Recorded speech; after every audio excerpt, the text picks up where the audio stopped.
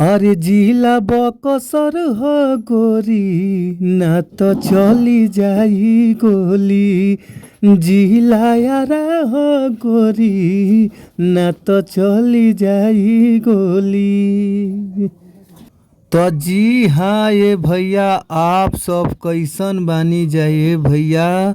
और हमारा पूरा विश्वास रहेला, पूरा मन में आस रहेला कि आप लोग मस्त हो खबजा, खुश हो खबजा, स्वस्थ हो खबजा, तंदुरुस्त हो खबजा। और हम बानी आप सबके भोजपुरी गायक व गीतकार नीतीश सिंह। सबके हम प्रणाम करतनी। ए भैया, आप लोग अपन आशीर्वाद हमारा ऊपर बनौले रही जा।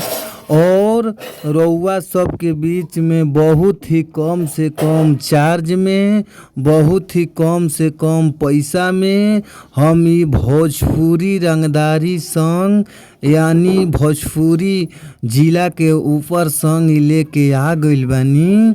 जे कि अपन जिला के नाम लगा के रउआ सभी गाना के गा सकतानी जा। और पूरा विश्वास बा कि अगर ई गाना के रउआ सब अच्छा से म्यूजिक बनवा के अच्छा से स्टूडियो में रउआ सब गायकी क देतानी जा, तो हमारा पूरा भरोसा बा ये भैया कि गाना जरूर बाजी। जी भैया, रउआ सब अच्छा गावतानी जा, अच्छा बजावतानी जा। फिर भी रउआ सबके अच्छा गाना मैटर नइखे मिल पावत, तो रउआ सबके घबराए के ज़रूरत नइखे। अच्छा गाना पावे खातिर हमारी यूट्यूब चैनल के सब्सक्राइब कर लीजा, जौना यूट्यूब चैनल के नाम बाटे भोजपुरी संगीत लिरिक्स। तो भैया हमारा यूट्यूब चैनल के सब्सक्राइब क के घंटी के बेल आइकन ज़रूर दबा लीजा। काहे से कि रउआ सब घंटी के बेल आइकन दबा लेबजा तो कोनो भी वीडियो, कोनो भी गाना अपना चैनल के माध्यम से रिलीज करत तानी तो सबसे पहले नोटिफिकेशन रउआ सबके सामने पहुंच जाई। तो आप लोग हमारी चैनल के ज़रूर सब्सक्राइब कर ली और घंटी के बेल आइकन ज़रूरे दबा लीजा।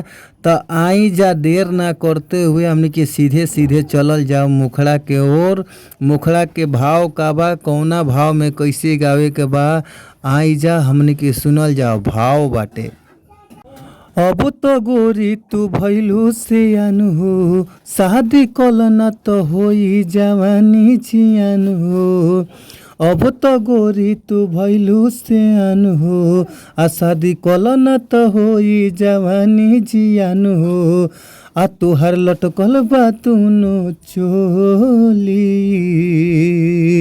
आ जिला बकसर ह गोरी ना तो चली जाई गोली। जिला यारा ह गोरी ना तो चली जाई गोली। तो भैया, अगर ई गाना रउआ सबके अच्छा लागता, मस्त लागता, तो फुल सॉन्ग लेवे खातिर स्क्रीन पर नंबर बा, नंबर नोट कर लीजा। 98 350 77 203।